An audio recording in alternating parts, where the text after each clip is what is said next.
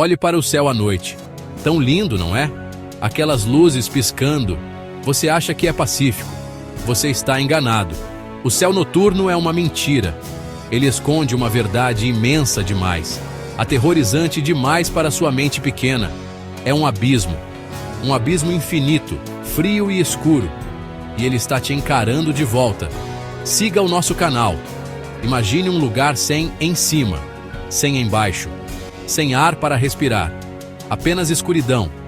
Uma escuridão infinita, sufocante. Isso é o espaço. Ele se estende além do que você pode compreender. Bilhões de anos-luz. Números que não significam nada. São grandes demais, estranhos demais. Nossas mentes pifam tentando entender. E nessa imensidão somos menos que um grão de areia. Um pontinho minúsculo. Totalmente insignificantes. Sozinhos. Essa imensidão não está vazia. Está cheia de horrores. Terrores inimagináveis. Coisas que desafiam nossa compreensão da física. Coisas que poderiam obliterar nosso mundo num instante. Durma bem se conseguir. E nessa imensidão somos menos que um grão de areia. Um pontinho minúsculo. Totalmente insignificantes. Sozinhos. Vamos falar de monstros. Monstros de verdade. Não aqueles debaixo da sua cama. São feras cósmicas. Eles espreitam na escuridão entre as estrelas. São chamados de buracos negros. Até o nome soa como um mau presságio, não é? Um buraco que é negro. Ele suga tudo para dentro. A própria luz não consegue escapar. Pense nisso. A luz, a coisa mais rápida que conhecemos. Presa, devorada. Esses monstros nascem da morte. A morte de estrelas gigantes. Estrelas muitas vezes maiores que o nosso próprio Sol. Elas colapsam sob o próprio peso. Uma implosão violenta, catastrófica. E o que resta? Um ponto de densidade infinita. Um poço gravitacional tão profundo, tão poderoso. É um aspirador de pó cósmico, com um apetite insaciável. Ele espera pacientemente por qualquer coisa que se desvie para perto demais, para sua próxima refeição. Durma bem. Então, você está curioso. O que acontece se você cair em um buraco negro? Vamos pintar um quadro.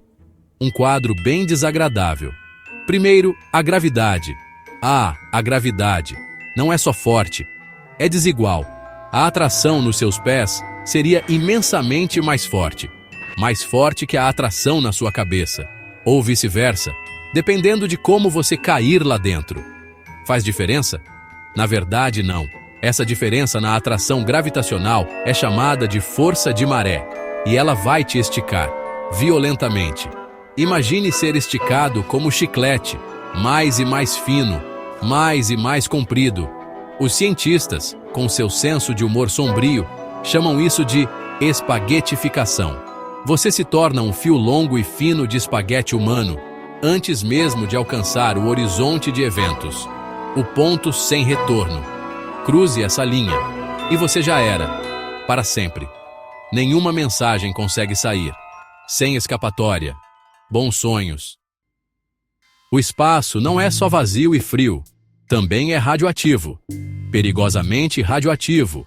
Não o tipo suave de radiação do seu micro-ondas. Ah, não. Estamos falando de raios cósmicos. Partículas de alta energia. Prótons e núcleos atômicos. Zunindo pelo espaço quase à velocidade da luz. Eles vêm de estrelas explodindo. De galáxias distantes e violentas. De coisas que ainda nem entendemos. São assassinos silenciosos.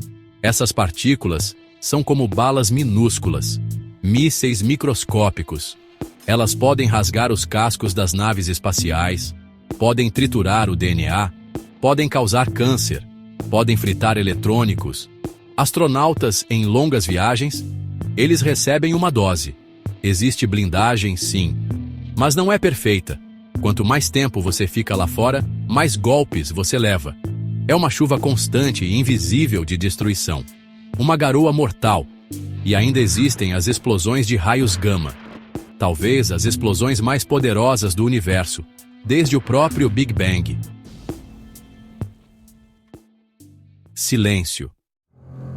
Muito bem, pessoal. Vamos mergulhar na fúria ardente, explosões estelares e ejeções coronais. Quando pensamos em estrelas, geralmente as imaginamos como entidades gentis, doadoras de vida. Nosso Sol, por exemplo, nos fornece calor e luz. Mas estrelas são fornalhas nucleares violentas. Às vezes, elas explodem. Peguemos as supernovas, por exemplo. A morte de uma estrela massiva é espetacular e apavorante. Uma supernova pode ofuscar sua galáxia inteira. A explosão libera energia, matéria e radiação mortal. Se uma supernova acontecer perto da Terra, a radiação poderia ser catastrófica. Poderia danificar nossa camada de ozônio, levando a extinções em massa. Já aconteceu antes e vai acontecer de novo.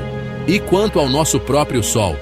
Ele também tem seus chiliques na forma de erupções solares. Ejeções de massa coronal podem aleijar nossa tecnologia. Sem internet, sem GPS, apenas o caos. Somos totalmente dependentes de eletrônicos frágeis. Depois, existem os magnetares, estrelas de nêutrons com campos magnéticos intensos. Um terremoto estelar de um magnetar poderia ser devastador. São objetos tão extremos que desafiam nosso conhecimento. São lembretes do poder bruto e indomável do universo. O enigma alienígena. Estamos sozinhos? Essa é a grande pergunta, não é? Aquela que tira o sono dos cientistas. E talvez devesse tirar o seu sono também. O universo é vasto. Bilhões de galáxias. Trilhões de estrelas. Incontáveis planetas. Certamente, em algum lugar por aí, a vida deve existir. Parece estatisticamente inevitável. Mas onde está todo mundo?